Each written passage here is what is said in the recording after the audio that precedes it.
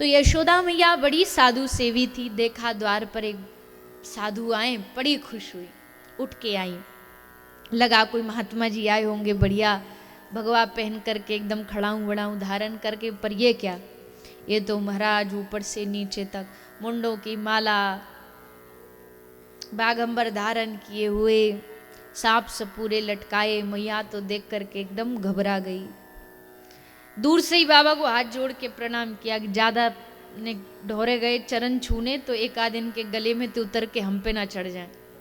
सो मैया दूर थी, बाबा प्रणाम। बाबा बोले मैया प्रणाम। कहो बाबा कैसे आए हो? मैया तेरे द्वार पे एक आशा लेके आया हूँ, कुछ भिक्षा मांगने आया हूँ। हाँ बाबा बोलो, क्या चाहिए तुमको?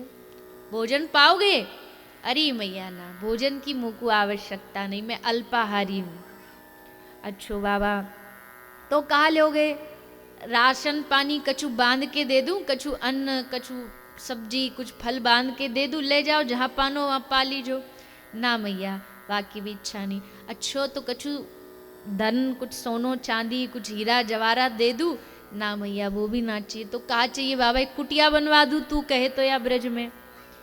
ना मैया, वो भी ना चाहिए। तो कहा ले गो बाबा?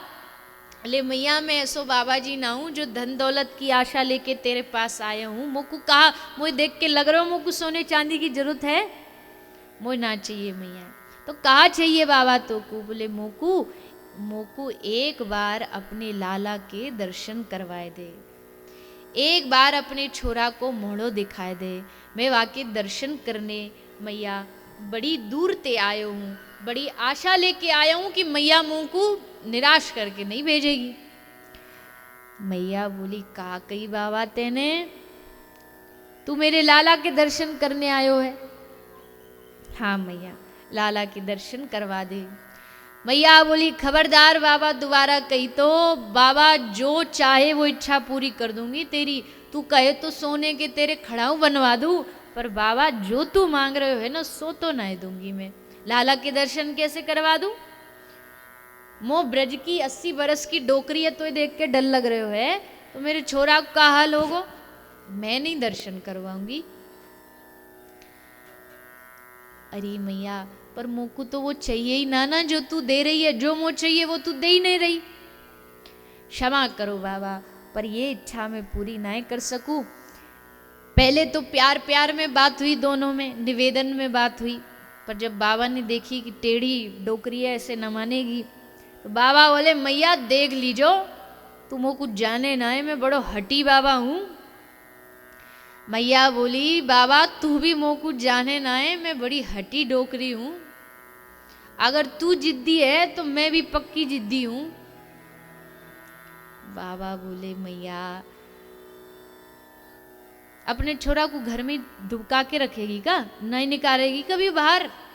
मैया बोली, निकारूंगी, पर जहां तू ठाड़ो रहेगो ना वहां ते रास्ता बदलवा के ले जाऊंगी। चली गई मैया भीतर। भोलेनाथ जी सोच रहे सच्ची में मैया बड़ी जिद्दी है, हम तो सोच रहे हम ही जिद्दी, पर ये तो हमारी भी गुरु निकली। अच्छो क्या करें? तो भोलेनाथ जी ने सोचा कि चलो डायरेक्ट कनेक्शन करके देखते हैं, जिनसे मिलने आए अगर वही डायरेक्ट अप्रोच वहां तक पहुंच जाए तो शायद काम बन जाए। तो भोलेनाथ जी ने मनीमन ठाकुर जी को निवेदन किया। भगवान बोले, आ गए? भोलेनाथ जी बोले, आ तो गए, पर तुम कहाँ छुपे बैठे हो ये बताओ। अरे हम कहाँ छुपे, हम तो बालक हैं, जहां बालक रहता पलना में वहीं सो रहे। अरे तो हम इतना दूर से आ गए तुम्हारा दर्शन करने, तुम घर से जरा कमरा से बाहर नहीं आ सकते? महल से बाहर नहीं निकल सकते? हंसने लगे ठाकुर जी, हद करते हो भोलेनाथ जी, कैसी बात कर रहे हो आप? अजी कैसे निकले, हमारे जन्म हुए अभी 4 दिन हुआ, अभी से चल के बाहर आ जाए क्या? 4 दिन का बालक कहीं चलता है? सब देख के घबरा जाएंगे, कैसो बालक पैदा भयो है, 4 दिन में ही भगन लगे हो ना। अच्छा चल के नहीं आ सकते तो बोल के आ जाओ। अरे बड़े भोले देव हो आप, चल नहीं सकते तो बोल भी कैसे सकते हैं? 4 दिन का बालक कहीं बोलते देखा है आपने? बोल भी नहीं सकते, चल भी नहीं सकते, कह भी नहीं सकते मैया को, रो तो सकते हो? हाँ, ये काम तो हमारे हाथ में है, रोना हमारे हाथ में। एक छोटा बच्चा क्या कर सकता है रोने के अलावा? दुख दर्द थोड़ी बताएगा, रो के ही अपने दुख भी खुशी भी सब बता सकता है। तो प्रभु फिर चलो यही नाटक चालू करते हैं। दोनों में आपस में बात हो गई, राजीनामा हो गया, आप नाटक करो, हम भी नाटक में थोड़ा थोड़ा रोल निभा लेंगे। और श्री ठाकुर जी ने रोना चालू किया। ठाकुर जी रोए। अब ठाकुर जी जब रोए, घर में कोई नया बालक पैदा होता रोता तो उसमें आसपास पास की जो पड़ोसन होती है ना, वो बड़ी एकदम सरपंच बन के आती हैं कि अरे कैसे बच्चे को रुला रखा है, ये नहीं खिलाया तूने, सुझाव देती है कि ये हो रहा होगा। तो ये गोपिया, अरे मैया तेरे छोरा रो रो कबते, तू या दूध ना पिवा सके? मैया बोली अरे सखी पिवा दियो पर चुपी ना है रो, पतो ना का है कोई अपच है गई है, कछु दर्द है रहो है। अच्छो मैया एक काम करके दे, तू या के ताई कछु खिलौना ला के दे के, तो वही ते राजी है जाए। तो मैया खिलौना लाई, लाला के पास झुन बजाई, तो ठाकुर जी ना चुप भये। फिर थोड़ो दूध पिला दियो, ना चुप भये, पलना में झुला दिए, ना चुप भये। गोपी बोली मैया अब हमको समझ आ गई आपको का भयो है। मैया बोली का भयो है? मैया तेरे छोरा को लग गई है नजर। अब बता, जब आपको जन्म भयो कितनी दूर दूर ते जनता आई मैया, ना कुछ जान ना पहचान ना रिश्तेदारी, कैसे कैसे लोग आए मैया, काई गोपी ने तेरे छोरा पे नजर लगा दी। मैया बोली अच्छो तो अब नजर कैसे उतरेगी? मैंने तो सखी मुंह पे तो कछु आवे ना कछु, ला मैया मैं उतार दूं नजर, तू थोड़ा राई नून लेके आ। तो राई नून मैया लेके आई। गोपी ने राई नून हाथ में लेके लाला की नजर उतारी। अलाय की बलाय की, आड़ोसन की पड़ोसन की, भूतनी पिशाचनी, इधर की उधर की, आगे की पीछे की, सब उतर जा।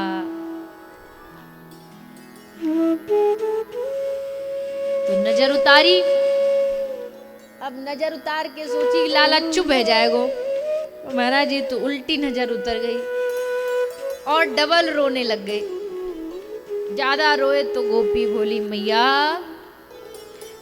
नजर नहीं लगी, समस्या बड़ी लंबी भई है। मैया बोली का समस्या भैया? बोले मैया तेरे छोरा के ऊपर कोई भूतनी चढ़ गई है, सो इतनो रो रहे हो। नहीं तो मैया नजर उतारती तो एकदम लाला चुप है जा, तो भूतनी चढ़ गई। मैया बोली तो सखी फिर ये कैसे उतरेगी, तू उतार दे। गोपी बोली हमको थोड़ी उतारने आवे, या तो कुछ मंत्र वंत्र जानने पड़े, कोई जो जानकार है वहां पे उतरवाएंगे। तो जानकार कौन है, ढूंढ के ला। गोपी बोली मैया जब मैं बाहर से आ रही, एक आंगन में बैठो एक बाबा जी सो त्रिशूल गाड़ के कछु मंत्र से बोल रहे हो, बातें पूछ के आऊं? मैया बोली खबरदार वाकू नाम लियो तो, वाकू तो मैं मना करके आई हूं कि दर्शन नहीं कराऊंगी। अरे पर मैया बात अभी लाला की है, तू लाला को ऐसी रो तो देख सके, देख कब ते रो रहे बेचारो, करो दुख गो रोते रोते, लाला ते प्यारे की अपनी जिद ते प्यारे तो को। मैया बोली हमको तो लाला ते ही प्यारे, तो बस तो फिर जिद गई कुआ में, तू बस अपने लाला को प्रसन्न कर। रुक मैं अभी पूछ के आऊं पहले बाबा ते कि बाबा पे कछु आवे मंत्र वंत्र कछु। तो गोपी आई आके पूछ रही बाबा, ओ बाबा तो को बाबा भूत उतारने आवे हैं? भोलेनाथ जी बोले डिपेंड करता है किसको चढ़े हैं, ये हमारे लाला को चढ़ गए हैं, हमारे लाला को कोई भूतनी चढ़ गई है, भूतनी को सायो है वहां पे, वो उतारने हैं, तो तुम उतार दोगे? भूत उतारने आवे आपको? भोलेनाथ जी ने जैसे सुना लाला को चढ़े हैं, भोलेनाथ जी बोले अरे सखी क्या बात करती है तू, क्या पूछ रही, भूत उतारने आते? अरे हमारा तो नाम ही भूतनाथ है, हमारे लिए भूत उतारने कोई बड़ी बात है, लाओ अभी एक क्षण में उतारते हैं। सखी गई, मैया को लेके आई। मैया बेचारी डरती डरती लाला को एकदम ऊपर से नीचे तक कपड़ा में एकदम ढक के लाई है, कहीं पाम भी दिख ना जाए बाबा को। पर जैसे लेके आई ठाकुर जी को सामने, भोलेनाथ जी ने ठाकुर जी को दूर से ही देख लिया कि आ रहे हैं। ठाकुर जी ने भी दूर से देख लिया कि ये ठाड़े हैं। दोनों की नज़र से नज़र मिली, आपस में हाय हेलो हो गई। और ठाकुर जी ने कहा, हो गई इच्छा पूरी? भोलेनाथ जी बोले, हाँ प्रभु। अब यहाँ मिलते ही, दर्शन करते ही ठाकुर जी का तो रोना बंद हो गया, अब भोलेनाथ जी का रोना चालू हो गया। आंखों से आंसू बह रहे हैं। मैया बोली, अरे बाबा तू काय को रो रहे हो? मैया मैं तेरे भाग्य को देख के रो रही हूँ, मैं तेरे भाग्य की सराहना करके रो रही हूँ। मैया तेने कौन से पुण्य करे, कौन से कर्म करे कि आज ये प्रभु, ये भगवान, ये साक्षात परब्रह्म मैया तेरी गोदी में बैठे हुए। मैया बोली, कौन सो परब्रह्म, कौन सो भगवान? अरे बाबा तो वो गलत फहमी है गई है, मेरे घर में कोई परब्रह्म ना है, मेरे घर में कोई भगवान भगवान ना है, ये तो मेरो लाला है, 4 दिन को लाला। भोलेनाथ जी मनी मन सोच रहे, इसमें ही तो मजा है। अगर भगवान है ये पता होता तो मैया शायद उतना लाड नहीं कर पाती लाला से, डरती रहती, अरे भगवान है गलती ना हो जाए, कोई भूल ना हो जाए हमसे। पर मैया जानती नहीं कि उसकी गोद में परब्रह्म बैठा है। और यही आनंद है ब्रज का। ब्रज में पता होते हुए भी ये भगवान है। जब भगवान कृष्ण ने इंद्र का मान मर्दन किया, ब्रह्मा जी का मान मर्दन किया, ब्रह्मा जी आकर के भगवान की स्तुति कर रहे हैं हाथ जोड़ करके, और ग्वाला हंस रहे हैं ब्रह्मा जी पे कि देखो ये ब्रह्मा की बुद्धि कैसी बोरा गई, या चोर के हाथ जोड़ के बैठो है, या कन्हैया के बताओ जो घर घर चोरी करे, या पता ही ना ये कन्हैया कौन है। इतना और स्थान से ब्रज में रस जो है वो इसीलिए बढ़ा है क्योंकि यह भगवान का भाव ही मिट गया, यहाँ अपनापन का भाव है। हमारो सखा, हमारो लाला, हमारो प्रियतम, हमारे सब कुछ जो भाव है भगवान का नहीं, अपनापन का भाव। तो भोलेनाथ जी बड़े प्रसन्न हुए, दर्शन किए, दर्शन हो गए। मैया आप चलूं मैं? पर मैया ने देखी कि बाबा तो भैया बड़ो जानकार है, छोरा को चुप कर दियो तो लगे हाथ कछु और भी पूछ लो। माताओं का तो स्वभाव होता है ना, एक ही उत्सव में 10 उत्सव कर लेती है। छोरा के ब्याह में एकादशी उद्यापन कर देंगी, बेटी का वो भी कर देंगी, जो दान वान देना सब एक ही काम में हो जाता है। तो बाबा एक बात बताओ, भविष्य बताते हो, हाथ देखते हो? बाबा बोले हाँ देख लेते हैं, बता देते। किसका दिखवाना है? वो मेरे लाला को देख के बताओ। भोलेनाथ जी बड़े खुश, चलो हाथ पकड़ने मिलेगा। ठाकुर जी का हाथ पकड़ा, छोटे से कोमल कोमल हाथ देखे ठाकुर जी के।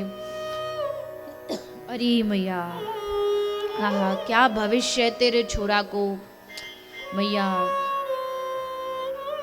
बड़ो नाम कमाएगो तेरो लाला, बड़ो भारी नाम कमाएगो, बड़ो राजा बनेगो। मैया दुनिया के तो ईंट पत्थर के महल होवे, तेरे छोरा को सोने को महल होगो, सोने को नगर होगो।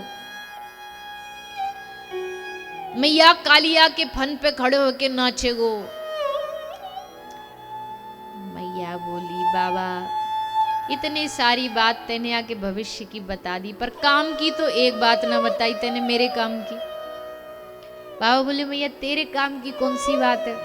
बोले बड़ो बनेगो, अपने निया बनेगो, सोने के महल या के होंगे, नौकर चाकर या के होंगे। तो बाबा ये बता मेरी बहू कब आवेगी? तो बहू आवेगी तो हमारे पाम दबावेगी, हमारी देखभाल करेगी।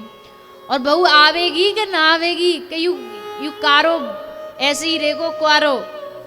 बाबा सबरे ब्रज की गोपी चिड़ा में है, कारो छोरा है, या को बहू भी ना मिलेगी तो बाबा या के हथेली पे कहीं हाथ में ब्याह की रेखा है कि नहीं? मैया बाबा बोले अरे बावरी मैया तू हथेली में बात कर रही है, या के हाथ में इतनी बड़ी रेखा है कि कंधा तक ना रुक रही ब्याह की। एक आध हो तो कछु बात बता में हम 16,108 ब्याह की रेखाएं या के हाथ में। मैया एकदम गंभीर हो गई।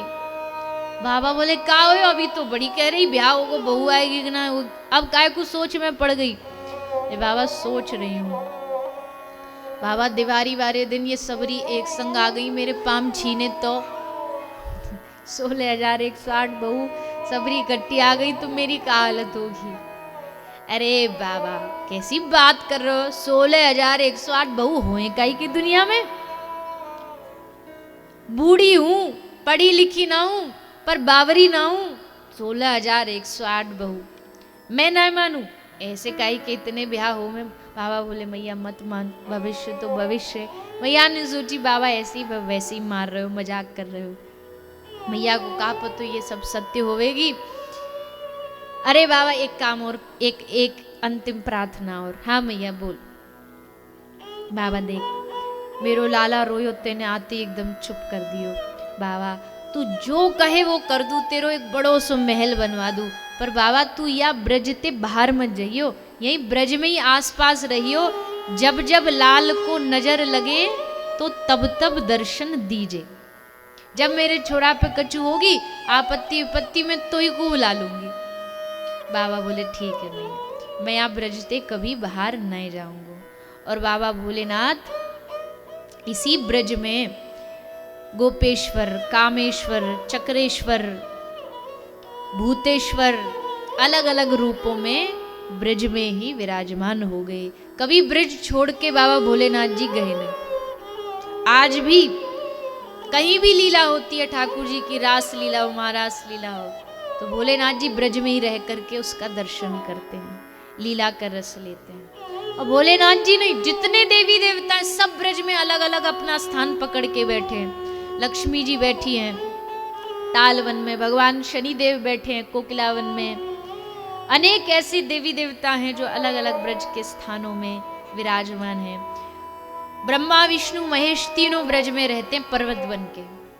ब्रह्मा जी ब्रह्माचल पर्वत बरसाना, शंकर जी नंदीश्वर पर्वत नंदगांव, और भगवान विष्णु गिरिराज रूप में, श्री गोवर्धन रूप में ब्रज में विराजमान है। यानी तीनों देव ब्रज में पर्वत बन के विराजमान है। ऐसा ब्रजधाम।